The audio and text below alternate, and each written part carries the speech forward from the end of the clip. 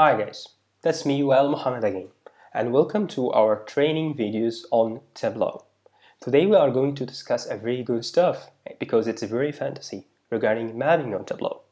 So welcome to this video on maps in Tableau, and as a reminder, you can download the exercise workbook to follow along in your own copy of Tableau.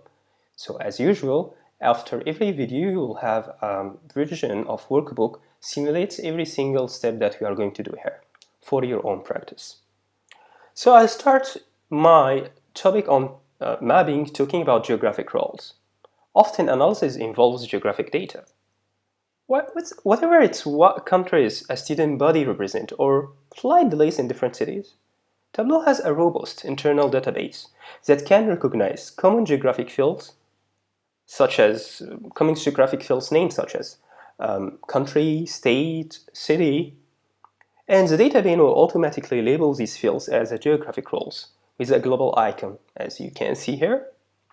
And if Tableau doesn't automatically recognize a field that's containing geographic data, it's very easy to set that.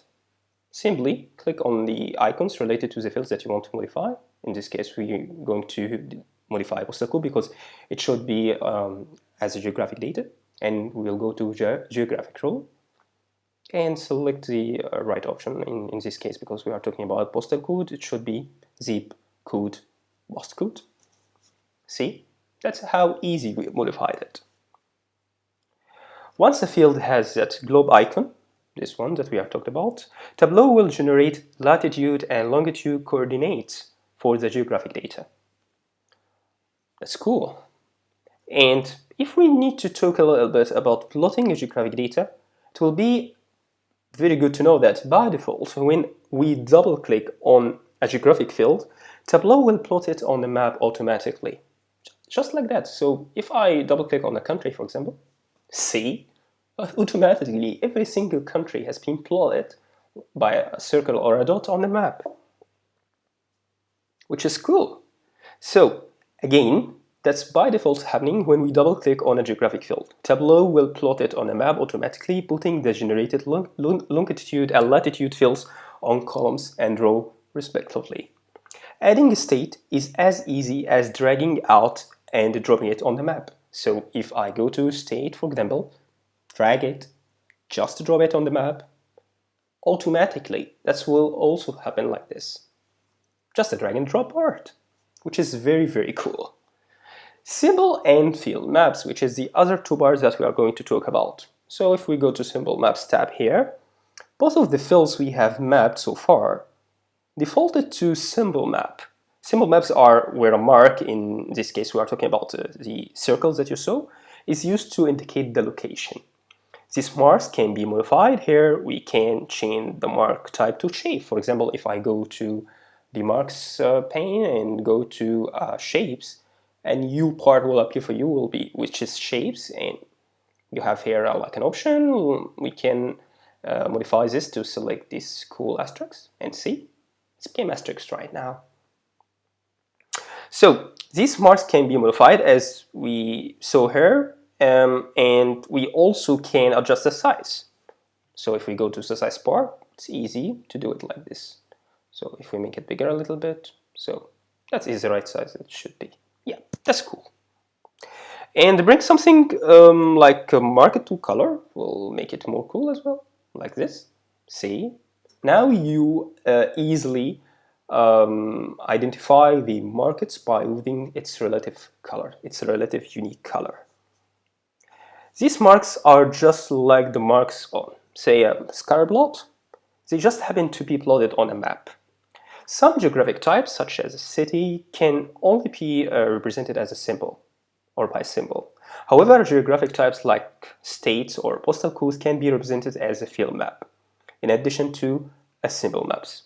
We will switch the mark type to a field map. So let me try this here. So if I go to field map here, see, just like that.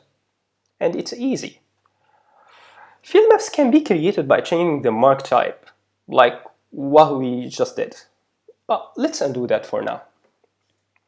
And by bringing a measure such as profit to color from measures here, we go to profit with profit and put it to color.